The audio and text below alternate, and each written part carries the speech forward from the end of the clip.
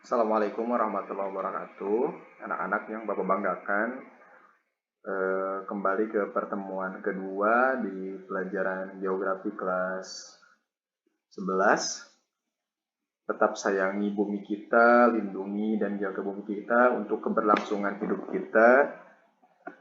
Di pertemuan sebelumnya sudah Bapak sampaikan kita ada di posisi nomor 1, membahas tentang posisi strategis Indonesia sebagai poros maritim dunia. Ingat, kita ada 7 bab sampai semester kedua, 4 bab di semester pertama. Target kita KKM-nya 73. Tetap semangat. Jadwal hari ini kita akan membahas tentang karakteristik wilayah daratan dan perairan Indonesia. Sebelumnya kita telah membahas tentang letak, luas, dan batas wilayah Indonesia. Ada 10 soal di pertemuan sebelumnya. Terima kasih bagi yang telah mengirimkan jawaban. Dan ada materi-materi yang ingin Bapak ulas terlebih dahulu. Kita telah membahas tentang letak astronomis, letak geografis, letak geologis, dan tentang kepulauan di Indonesia, batas daratan, dan batas perairan. Ini juga batas udara. Sekarang kita akan mempelajari bab 1 sub kedua tentang karakteristik wilayah daratan dan perairan Indonesia. Bahwa wilayah daratan merupakan bagian dari permukaan bumi yang tidak digenangi air dan berbentuk padat. Gunung, pegunungan, dataran rendah, dataran tinggi. Bagaimana dengan wilayah perairan Indonesia? Nah, perhatikan gambar. Kita akan mulai dari laut. Bahwa secara biofisik, wilayah laut dapat dibagi berdasarkan daerah permukaan dan daerah dasar. Bapak akan beri tanda. Ini adalah daerah permukaan yang disebut dengan pelagik dan daerah dasar yang disebut dengan bentik. Seperti itu. Selain itu, dapat dibagi secara horizontal maupun vertikal. Nah, secara horizontal itu seperti ini, lalu yang vertikal seperti ini.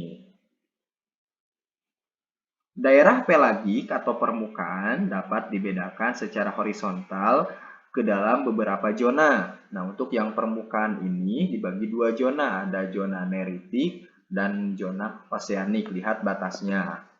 Lihat batasnya. Zona neritik yaitu zona perairan yang terletak di atas paparan benua. Nah, di sini terletak di atas paparan benua. Sedangkan zona oseanik yaitu semua perairan terbuka seperti samudra. Nah, dari sini. Samudra ya udah luas. Ya, pandangannya seperti itu. Lalu, berdasarkan daya tembus cahaya matahari terhadap air laut, secara vertikal, daerah pelagik dibedakan atas zona potik dan zona apotik. Nah, berdasarkan daya tembus cahaya matahari dibagi dua, potik dan apotik. Biasanya zona apotik itu sudah tidak tembus cahaya matahari. Silahkan ada keterangan juga di sini, bisa dibaca. Nah, ini. Oke. Selanjutnya, bagaimana dengan wilayah laut berdasarkan topografi? Bahwa perairan Indonesia terdiri atas perairan laut dangkal dan laut dalam. Untuk laut dangkal ada dua, yaitu paparan Sunda dan paparan Arafura Sahul. Nah, untuk Sunda, mari kita cek. Nah, ini. Paparan Sunda itu laut dangkal dulunya ini bersatu, ini adalah dataran. Ini awalnya dataran, tetapi karena ada pencairan es pada zaman Pleistosen, dataran ini terendam. Ada yang terendam, ada yang tidak. Nah, yang tidak jadi pulau-pulau yang sekarang ditempati seperti itu.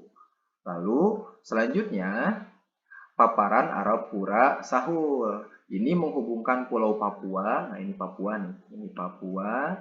Nah, ini Australia.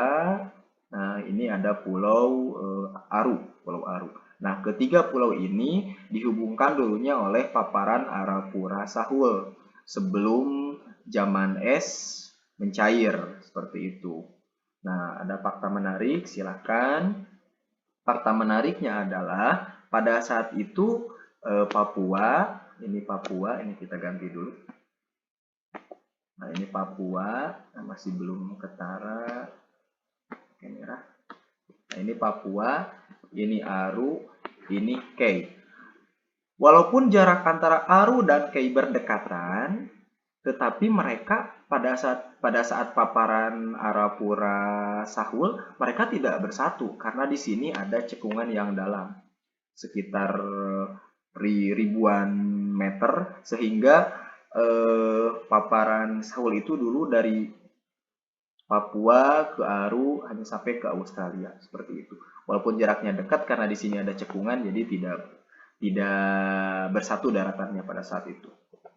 Nah, ini gambaran jelasnya terkait dengan paparan Sunda. Ini paparan Arafura Sahul. Bisa kita lihat dulunya ini bersatu, tapi setelah mencair pada zaman es itu, dan seperti ini. Dan yang ini yang untuk Papua, Pulau Aru, dan Australia. Ini digabungkan dulu oleh dataran yang disebut dengan paparan Arafura Sahul.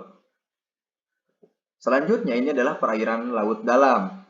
Perairan laut dalam yang sering kita baca di media-media atau informasi bahwasanya sering dikenal dengan palung dan lubuk. Untuk palung berbentuk huruf P, untuk lubuk berbentuk huruf U, karena untuk palung itu bawahnya agak melebar, sedangkan P itu mengerucut, seperti itu. Palung terdalam yaitu Palung Mindanao 10.830 meter, dan lubuk terdalam yaitu Lubuk Sulawesi 6.220 meter.